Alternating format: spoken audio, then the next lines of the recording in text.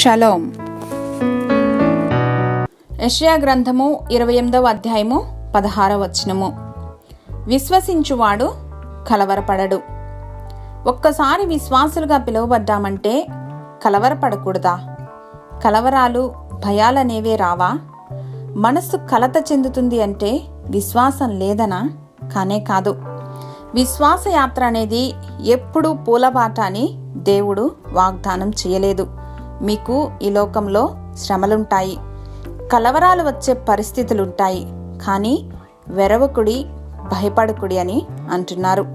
ఎందుకంటే క్రీస్తును విశ్వసించిన మనము దేవునిపై మన మనస్సు ఆనుకొనుటను బట్టి కలవరాలు తొలగి పూర్ణ శాంతి గలవారుగా ఉంటాము. మన మనస్సు చుట్టూ ఉన్న పరిస్థితులపై లగ్నం చేయటం ప్రారంభిస్తే మునిగిపోవటమే. కాబట్టి విశ్వాసమును మన రక్షకుడును ప్రభువు అయిన యేసుక్రీస్తుపై నిలపటం ద్వారా మన తలంపులకు సమాధానము అనుగ్రహింపబడుతుంది. యేసుక్రీస్తు మూలకు తలరాయి, అమూల్యమైన రాయి.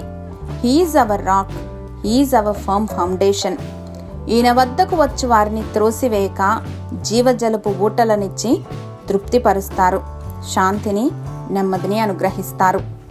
ప్రేమామయుడైన మా ప్రియ పరలోకపు తండ్రి, మా కలవరాలన్నీ కూడా తొలగించి మీ కొరకు ధైర్యంగా కనిపెట్టుకోగలిగినటువంటి కృపను అనుగ్రహించమని యేసు నామంలో ప్రార్థించి పొందుకొని మా ప్రియ పరలోకపు తండ్రి. ఆమేన్.